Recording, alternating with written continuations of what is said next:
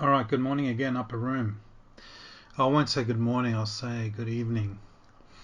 I just want to come to you guys with an important message today. This is the message that I was supposed to give today had we met at the Upper Room. And it's an important message because, again, it lines up with what God is doing and what He wants to do, and it lines up with what He's been teaching me and what He's been wanting me to share. So quite a few times now I've talked about sonship. I've talked about the need to step up as a son. The time is now for us to step up as a son. He's shown me the problems with stepping up as a son, how the enemy is going to hook us and hold us back. He's corrected a few mistakes we've made, and it's not only me that's been talking about stepping up as a son. It's been a constant theme spoken by a number of people at the Upper Room. It's something we really need to do, and it's something we need to do sort of right now. It is our challenge for the moment. It is our task for the moment, for now. And what God wants me to do, I guess, is to talk a little bit more about it. I got a big download again a short while ago, and I have to deliver it now, unfortunately, despite the lockdown, and hopefully that's not going to be an issue for you guys. But when I first got this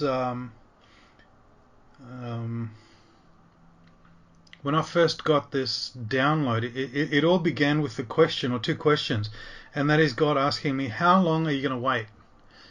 How long is it going to take before you finally stand up as a son? And you know, the thing is, like, He wasn't attacking me or putting me down. He was actually speaking quite accurately. And He said that because I had tried to step up as a son many times, but I always kept getting pulled back down. The enemy knew how to pull me back down. And as I've said before, it was through my brokenness that he managed to do that, through a broken heart. And as I got pulled down, you know, every time I got pulled down, what I actually learned to do, not intentionally, is to stay down. Because staying down in a defeated state is, in a way, it's a false place of rest. It's a spiritual comfort zone, so to speak, because it's a place where you no longer try, where you're sort of defeated, and it's a place you end up in when you're weary and when you're tired. And I suspect that, although that may be of true for me right now, I think it may be true for others as well, that we are in a sort of a spiritual comfort zone, and we're waiting for things to move and happen so that we can get pulled out of it. And rising up as a son does actually require that we step out of these comfort zones. It really does. And that's what God's trying to teach me, tell me, and get me to share with everyone. Unfortunately, I do believe most of us are in this state, in these comfort zones, because the comfort zone is what we know and we understand. It's by and large where we've spent most of our lives. So being called to sonship we're being called into unknown territory, and because it's a bit unknown, it may also be a little bit uncomfortable. But we are being called out of that comfort zone right now, because that is the time. The time is now. As we dwell in these comfort zones, what's actually happening spiritually is that we are earthbound, and we are burdened with our worries and our concerns and our problems. And whether we are doing this intentionally or not, we're waiting for God to deliver us from these worries and concerns, to set us free so that we can rise up. That's what we're waiting for. But what's actually happening from a different perspective is that we are actually being ruled by these things. We are being ruled by our problems and our concerns and our worries. And being ruled by these things is not something God intended for us, and it's not something He wants for us. He does in fact want us to rise above them, because being ruled by these things is not pleasant. It is being in a place of defeat, and it is actually quite horrible. Right? So when we are stuck in these states, in these comfort zones, we are stuck in the earthly realm, and that is precisely where the enemy wants us to be. to be in this realm, ruled by this earthly realm and ruled by our earthly problems. And being in this state, we are actually quite powerless, waiting for God to deliver us and set us free, when in fact God is waiting for us to rise up above these issues and to take authority and control over our own issues, to rule over our own problems and our own lives. All right, in this place, in these states, we are not in the place of power. We're not ruling as God intended us to be. We're not sitting in our thrones above where He's waiting for us to be. We're actually defeated in a powerless state, a painful state, a horrible state. And for a lot of non-believers, that might just be a normal way of life. But for us as believers, it's actually quite bad, because we know there is actually much more. There is much more. We know it clearly. And we also know clearly that this is not where God wants us to be. So it makes things that much harder.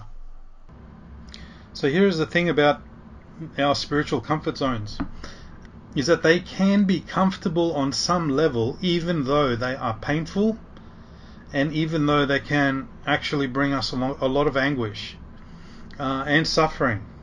And we can stay in these comfort zones even though there is a promise of healing, deliverance, and power outside of the comfort zone. All right, so these comfort zones do have a degree of power. We have to recognize this. So if we want to make a move, if we want to step up and rise up as sons, we have to recognize where our comfort zones are. We have to recognize their boundaries, and we have to decide to make a move to step up and out of them. We need to recognize and see if we're actually clinging to them. And if we are, then we need to decide to shift out of them. It is actually a bold move at any time. Shifting out of your comfort zone does take a bit of courage.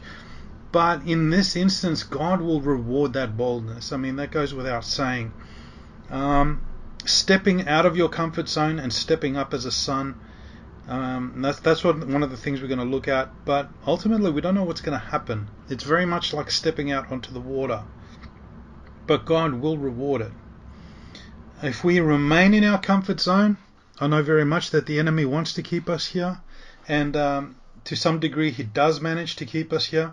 But for as long as we remain in these comfort zones, it will continue to be a place of suffering, hardship, confusion, and powerlessness. All right? Nothing's going to change. Nothing's going to change until we make that decision to step up. And what is becoming abundantly clear, especially to me, is that if we don't do anything, then nothing's going to happen. And in the times we're in, if nothing's going to happen, then things are just going to get worse. So it's not a place we want to get caught up in. Now, rising up does present a challenge to the comfort zone, to our comfort zones, but we have to step up and beyond what we think is comfortable. We have to step up and beyond even beyond what we understand.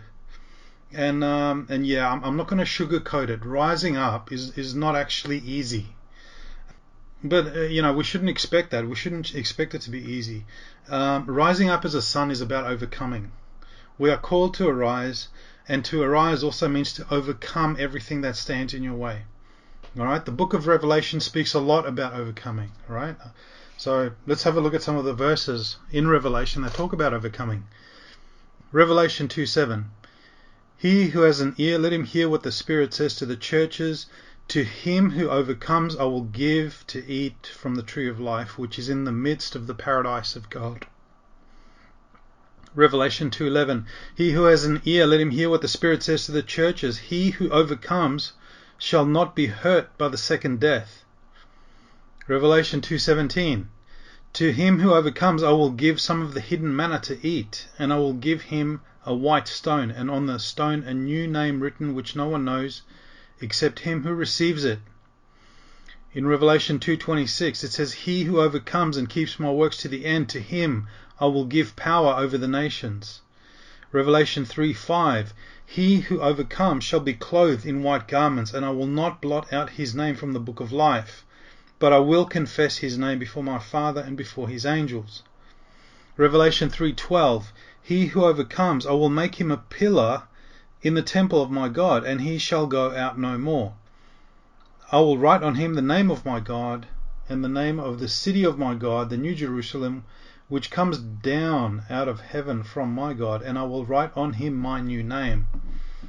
And Revelation 3:21, to him who overcomes I will grant to sit with me on my throne, as I also overcame and sat down with my Father on his throne. All right?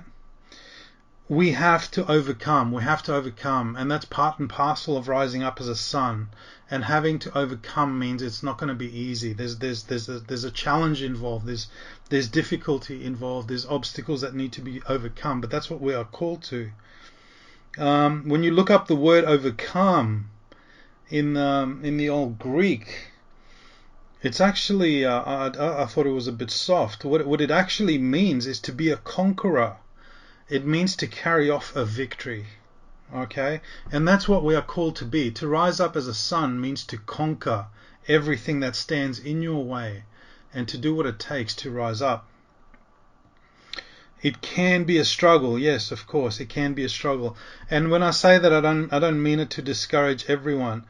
But this is what we're all very well capable of doing, and God's not going to call us to do anything that we can't possibly do. So please don't be discouraged by the fact that there's difficulty involved. I'm not trying to be negative, but what I do want to do is I do want to dispense with the idea. I want to get rid of the idea that rising up as a son is easy, because when we have false expectations, it can leave us in confusing places and in places of struggle. Okay? It is a challenge. But knowing that it is a challenge better prepares us to meet that challenge. Now, as I mentioned in the heart teaching, there's going to be work involved that's going to help us heal and restore the heart as we partner with God. It's going to be hard to rise up as a son without that heart work being done. Having a broken heart makes it really hard to rise up as a son, because a broken heart gives the enemy lots of footholds to hang on to us and to yank us back down. Okay, the heart teaching and this teaching on sonship, they go hand in hand. In order to rise up as sons, we are going to need whole and restored hearts. So what we need to do now is to move forward with both of these things. We need to start rising up as sons, and we also need to start ministering to our hearts to get them healed and restored. Rising up as a son is not something that happens like flicking a switch. It's not an on or off thing. We're going to get up, we're going to get knocked back down. We're going to get up, we're going to get knocked back down. And as we do that, it's going to identify issues in the heart that need to be dealt with. And ideally, what's going to happen is that every time we get up, we're going to stay up longer and longer and longer. That is what we want.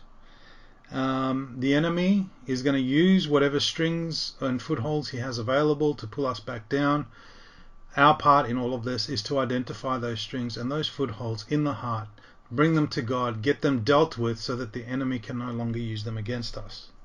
Now, before you start thinking that this message is a little bit too negative, I just want to say that I'm not intending to bring anyone down.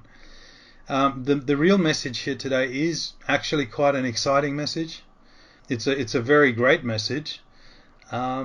But there's just some things we need to know and to be aware of so that we can step into the goodness and the power that God's called us to. What I've referred to before is the enemy pulling us back down, because he really doesn't want us stepping into our power and authority. He will do whatever he can to distract us, and he'll do that by attaching himself and yanking on the broken heart, and he'll do this to distract us emotionally or physically, right? And by doing so, he's going to prevent us, or try to prevent us from acting spiritually and engaging in faith, engaging powerfully and completely in faith. These are just distractions, though. Unfortunately, sometimes they can be strong distractions, but they are just distractions. So, very important to get the heart dealt with. Now, as far as our problems are concerned and the issues that we have that weigh us down, it's not so much that God doesn't want to free us from them. It's that He's calling us to rise above them and to deal with them as sons. Instead of being ruled by them, we're being called to rule over them. And to do this, it requires a definite shift in perspective, in attitude, in motive, even in faith. All right, it takes decisive action to do that, and God is waiting for us to step up that way. Again, it's in many cases it's outside of our comfort zones, and when we do it sometimes as well, we don't manage to do it for very long. All right, so we end up back in our comfort zones. But until we manage to step up and step out and rule over these things in our lives, we are stuck here, and we end up wondering why nothing's happening. So we have to rise up and we have to take our positions. We really, really can't afford to miss how truly important this is, because the shift that I just mentioned, right? This is what defines the very age that we are in. And it defines who we are and how we are supposed to function. What I'm describing is actually really, really important because it defines who we are as sons. You see, the thing is, traditionally, again, I'm just going back on a few things. Traditionally, the church has always operated from earth. In the church age, we've been servants asking God to come down, to heal, to deliver, to provide, to revive.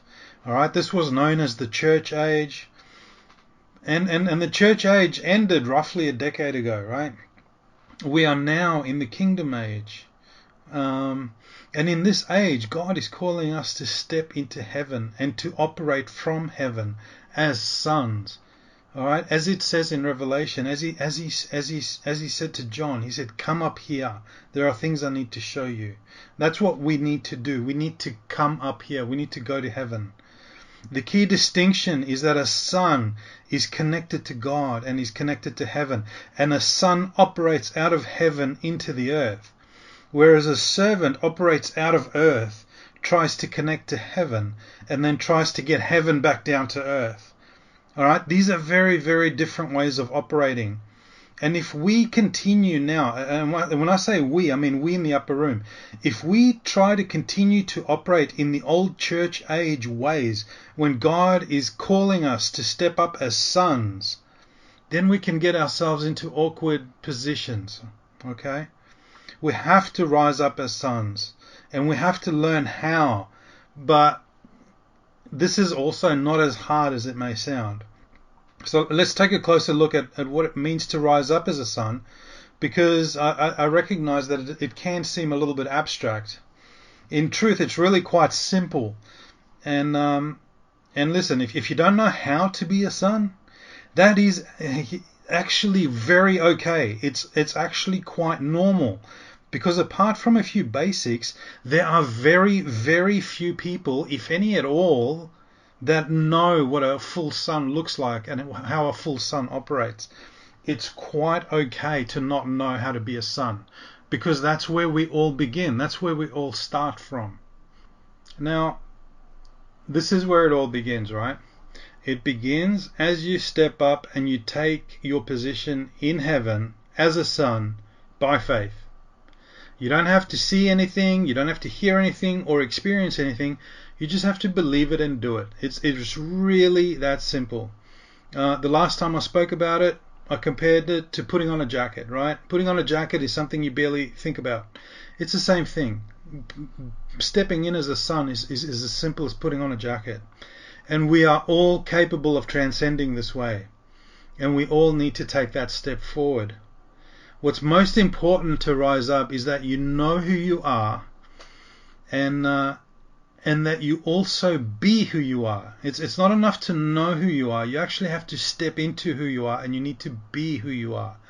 Only then do we concern ourselves with what we need to do and how we need to do it. All right? Knowing how to do stuff or how things work is of absolutely no value if you don't first know who you are and if you don't first step up as a son. So don't worry about the knowledge. Don't worry about what you're going to do or how you're going to do it. The very first step, and it's a challenge enough on its own, is simply step up as a son. All right? That's why when it comes to stepping up and rising up, we don't think about it. We don't analyze it. We don't try and figure anything out. We just do it. Because here's the catch, right? When you start thinking about it and analyzing it, what you're doing is you're getting your soul involved, all right? And your soul has no place in any sort of spiritual activity. When your soul gets involved, it's only going to interfere and cause problems. Okay, and that's the last thing we want right now. So don't think about it, don't analyze it, just do it. Being a son is something we learn, and it's something we learn by experience. It's something we learn by doing. It's not something we learn by studying with the mind. We don't want the soul directing the spirit. We don't learn to function in the spirit by studying with the mind. All right, we learn by doing. And before you can do anything, you first have to be a son, and you first have to step up as a son. I hope that's clear for everyone. Operating as a son is something that's done spiritually, so we need to practice it. Again, not to harp on too much about it, but it's not something you do with the mind. We spoke a minute ago about the church age, and it's in that age that we functioned with knowledge and the mind. You go and you learn and you learn and you learn and you learn, and then you apply it, right? Whether it's with deliverance or healing, whatever the case may be. We don't function with the mind as a son, all right? We function spiritually. All right? In the church age, we function with knowledge and with the mind, but in the kingdom age, we function in the spirit through the heart.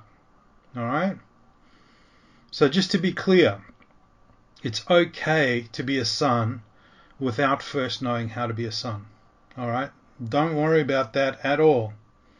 As you start and you step in by faith, you will learn and you will be taught as well. And I can tell you that firsthand. This is my experience. When I have stepped up as a son, God started teaching me things straight away. All right? God will teach you, or he will assign other heavenly beings to teach you. So don't worry about what you know or what you don't know. The worst mistake we can make is to not rise up because we think we don't know how things work or what we should be doing. If we think this way, if we make this mistake, we'll never get anywhere. We won't rise up, and that would be an actually tragic thing. All right? So one of the best ways to get started and rising up as a son is to just do what you already know to do. Everyone at the upper room has different backgrounds and different knowledge. Just do what you know to do. Use that as a starting point. When you approach situations as a son, think about what would a son do in these situations, and then just do it. This is how you start practicing being a son. If you don't know what a son would do in that situation, then think about what a son could do or should do in that situation. Sometimes God may even show you what to do, sometimes not. But there are things we've learned in the upper room, things that you can always do regardless of the situation. Even if you don't really do anything, sometimes even just knowing who you are and being present in your full identity is powerful enough. Your presence is sometimes enough to shift atmospheres. So don't worry too much, initially at least, about knowing what to do. All right? It's in the beginning, it's simply enough to just be a son, just to be in your identity, and just practice being there and staying there. Another mistake we can make is to think that we don't know what to do exactly in a situation, so we don't do anything at all. Okay, like I just said, do something. Do anything. Do what you think you could do. And of course I say that with wisdom. Do something wisely until you are shown what to do, or taught or told what to do. Sometimes it's okay to make mistakes, all right? And I'm not talking about doing really stupid stuff, right? But it's okay to have a crack at things. It's okay to try and to practice what you know, to practice what you've learned. Even if it may not be appropriate for that situation, it's okay to make mistakes. And if you do make mistakes, there is grace for it. God will correct you, and he will guide you. But it's better to make a mistake and to try what you've learned than not to do anything at all and to back down completely. Okay? In many cases, when you encounter situations as a son, a lot of what you could do or should do may not necessarily get spelled out to you. Just because we step up as a son, it doesn't mean God's going to micromanage everything we do and say. All right? We do have to step in and practice and learn for ourselves. Sometimes it means taking a bit of initiative. All right? So here's the thing about being a son. It does require a shift in attitudes. It does require a shift in perspective, because being a son requires us to be proactive in situations. It means to be proactive in the way we engage heaven, to be proactive in which we engage the world around us. Now, being a son means to initiate things and to actually take a step forward rather than being reactive and being pulled into situations. It means being connected to heaven and earth at the same time. Being a son means to be in your identity at all times as much as you can. Sometimes you get pulled out of it. That's okay. Just step back in. Being a son means always listening for anything God may show you or tell you. And it means to be receptive. Be receptive to anything heaven may tell you or anything heaven may want to give to you. Look, being a son is all about positioning. And to be more specific and more accurate, what I mean is the positioning of the heart. A son has a heart. We all have hearts, and they need to be properly positioned before heaven and earth. All right? Then and only then it becomes about doing. If you are properly positioned in your heart before heaven and earth, then what you do is going to come naturally. What you have to do is going to come naturally. But the positioning is what's really critical. Because in truth, the thing is, what we know about sonship is really next to nothing. Even people like Ian Clayton and Justin Abraham, who've really stepped out there, what they really truly know is not a lot. And, you know, if this is true of the best of us, then we really don't have that much information. But it doesn't really matter. What we need to do, and what's most important, is to be a son at all times. And this is the challenge for right now, and this is what we're being called to right now. If the enemy tries to pull you back down, which he will, he will, take that as encouragement. Don't be discouraged by it. Take it as encouragement, because the harder he comes after you, I mean, it really always shows that he comes after those who move the furthest and the fastest. So take it as an encouragement that you're moving in the right direction. But when he does manage to yank you back down, like I said, don't be discouraged, but look at how he managed to pull you back down. Usually there are hooks or something in your heart that he managed to get a hold of, and deal with those hooks. Take them to God so that he can clean them up, so that the enemy cannot use those things against you again. So let me put this another way, right? To be a son, what we're called to right now, all we have to do is just decide to be a son and stand up as a son. That's all. That's all. It's like putting on a jacket. Okay? Once you do that, God can then work with that. Okay? You do your part, and then he will do his part. He will teach you, he will train you, he will lead you, and he will guide you. But we first have to make that decision. All right? We first have to rise up. If we, as sons of the King, step up and step into our identity, then ruling and reigning will come naturally, even if we don't know how to do it at first. All right?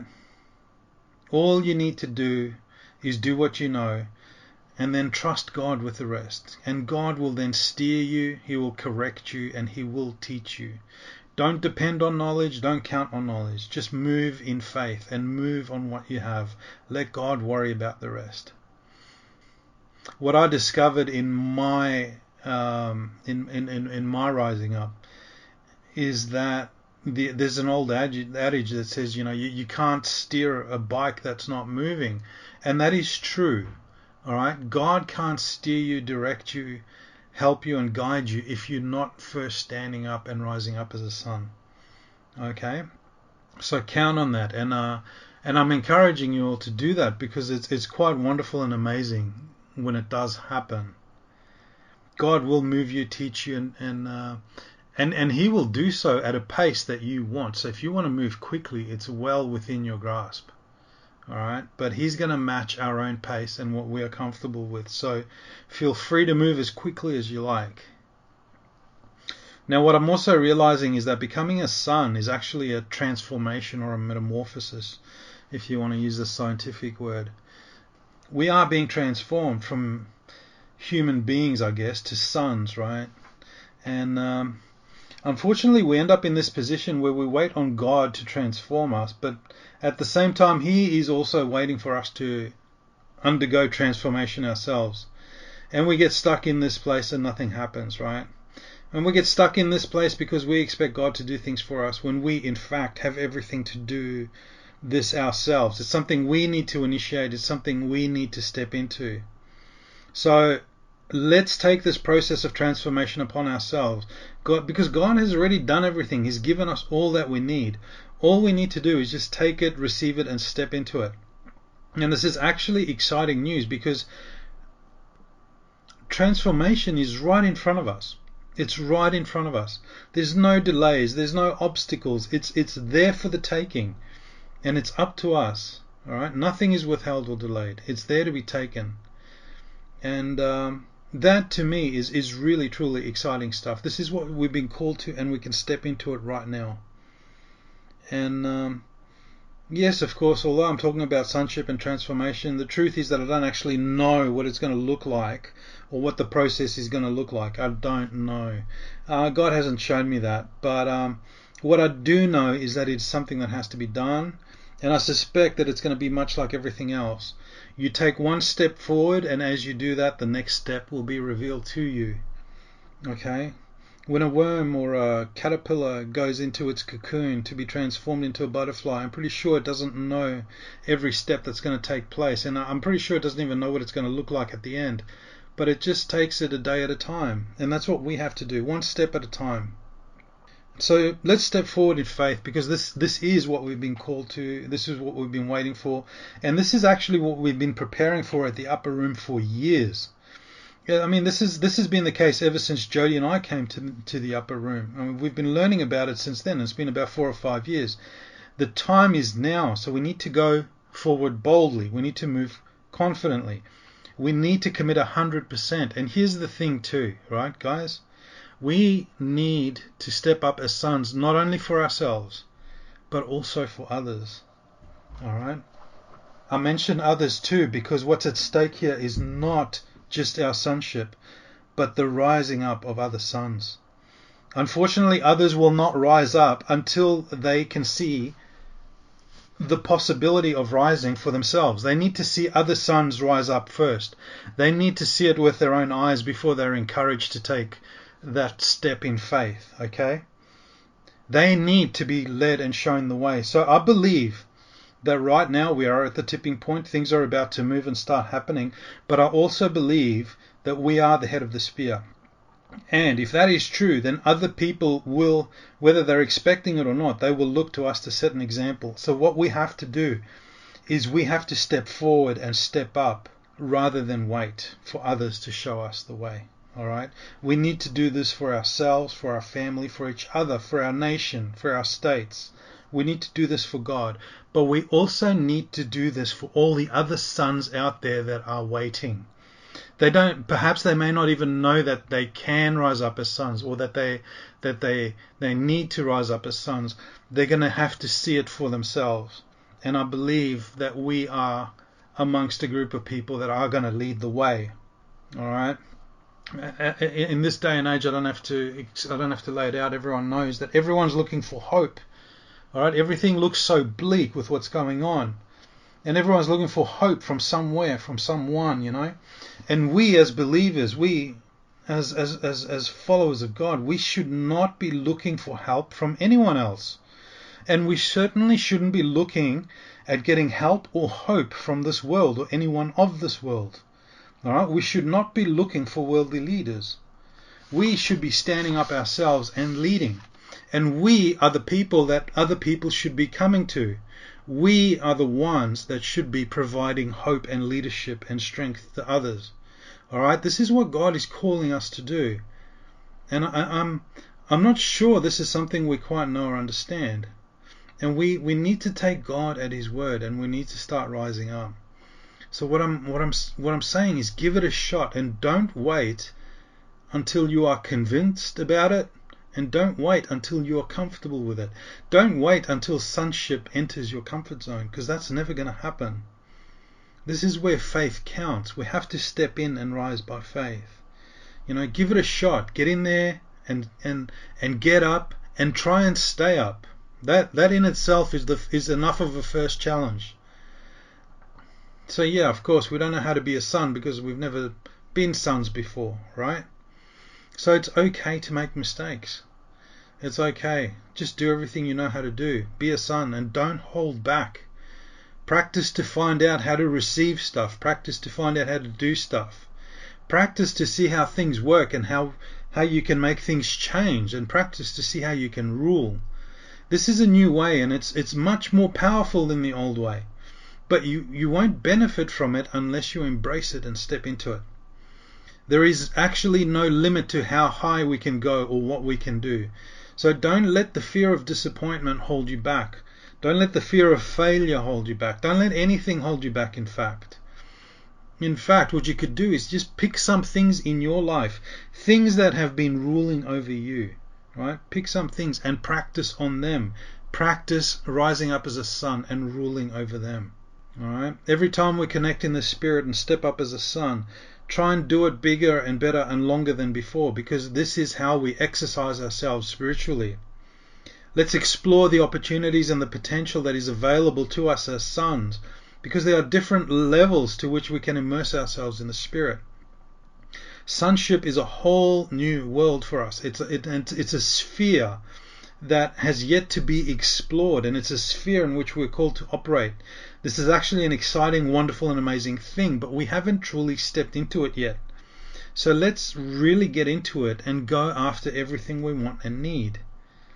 Because there is potential in there to get up and to stay up and to rule and reign over a lot. There is potential to rule and reign over this situation that we are in. There is so much potential that we haven't even begun to scrape the surface. Things can change, but we need to step into it. We need to step out of this life and step above it. We need to rule it from the outside and from above it, not from the inside and below it. And even when we step up as a son, that's not the end. That's not the end game. When we actually finally manage to step up as a son, that is just the beginning of so much more. There is so much to learn, there's so much to do, and there's so much to explore. Stepping up and rising up as a son is only the first step. God is only calling us right now to take that first step. And by stepping into sonship, we're elevating ourselves above our situations. We're taking control and standing above everything that's happening. If we don't choose to stand up as sons, then we're going to remain in the middle of everything that is happening. And like everyone else, we're going to suffer with it. We're going to suffer for it, and we're going to suffer with everyone else. All right. Whatever we think is a problem in our lives is really not a problem. All right. I hope I don't sound arrogant or flippant, but it's quite true. Whatever we think is a serious issue in our lives, it's not an issue at all. It's only an issue because that thing is ruling us and we're not ruling it. It's sitting on top of us and we're not sitting over it. We're not governing it properly. We're not governing our lives properly as sons. Okay. So here's the question again. Why are we not responding? Why are we not standing up as sons? Are we being ruled by our own issues, or are we going to rule over them? All right. Let's rise up. Let's rise up. Rise up.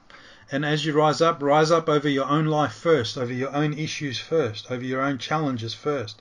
And as you rise up, don't do it cautiously or begrudgingly or because you have to. Don't just dip a toe in the water. Embrace it and throw yourself into it. Throw yourself into sonship. Let it grow on you. Let it become a part of you, and let it become a permanent fixture in your life. All right? The word says to rise up. which means to go above and beyond where you are now, where we all are now. So in order to do that, let's also avoid the things that pull us back down into this earthly realm. Things like despair, depression, concern, worries. These are all things that lock us down to the earth and they disempower us. Let's separate ourselves from these things. All right? Fears, anxieties, provision, safety, everything that's happening around us, COVID, vaccines, passports, whatever. These things can lock us back down to earth and they can prevent us from rising up. Let's be very careful about that. And let me issue another warning here too.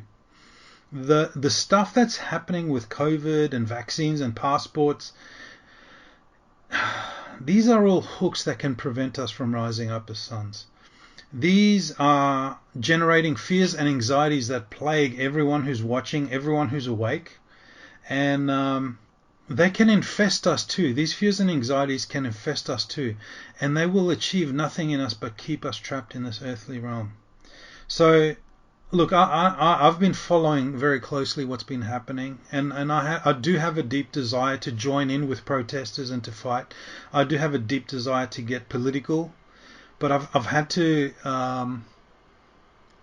be careful with those desires. Because I've recognized that following those desires could pull me in directions that God does not want me to go. So what I'm saying is be careful of that too. Be careful you don't go in directions that God doesn't want you to go in.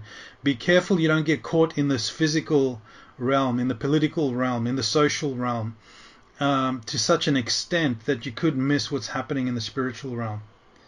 All right? And remember this too, guys, that there are many beautiful, wonderful people fighting back. There are many people protesting and fighting back any which way they know how. And I do admire them. I follow them. I respect them. I love what they're doing. I love their hearts. But what we also have to keep in mind, right, is the spiritual element of all of that. Many of these people worship the false god of humanity. They believe in humanity and the power of humanity to restore justice and to restore order to this world. They don't believe in God. They don't believe that God's going to do anything. In many cases, they outright reject God. Okay? Now, please understand that I'm not condemning these people at all. Many of these people simply need to, they just need an encounter. They need to encounter the love of God, the presence of God, and everything will change for them. I'm not condemning them at all. In fact, I admire who they are. I admire their courage and what they're doing. And I'm quite proud of them in most cases. But what I am saying for us is that we need to be careful who we align ourselves with spiritually. All right? And I say this because of this, right? Don't let what's coming spiritually be stolen from you. Either because you are hooked by what's happening in this world, or you are aligning yourself with people that are really not aligned with God.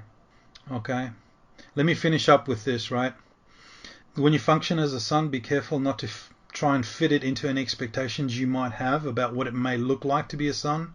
In fact, drop any expectations at all, right? Because expectations will just get you into trouble and they will lead you astray. So the truth is, none of us knows what it's going to be like to function as a son. So try and operate in that realm where just let things be. Try and resist the urge to feed it all through your mind and to work it all out in advance. Don't expect to be able to function through your mind, all right? As you step into it and you do it through practice, learn how it works that way. Let heaven teach you. Let God teach you. And don't try to impose your expectations upon it. If you try and impose your expectations on what it is to be a son, you could end up you could end up suffocating the process. You could end up harming or slowing down your ability to function as a son. All right? So let's be sons. Let's rise up as sons, and let's do so even if we don't know how to be sons, or even if we don't even feel like sons. Okay? Let's just do it anyway. And I can tell you one thing. Once we start doing it, everything else will fall in line. that's it, guys. That's our message for today. This is the message I was supposed to give today. This is a message for now, right, guys? This is a message for now. And as I mentioned before, it goes hand in hand with a heart message. And I hope to be able to send out part 3 real soon. But that's it for me. I think that's enough for today. Bless you guys, and I hope to see you all real soon.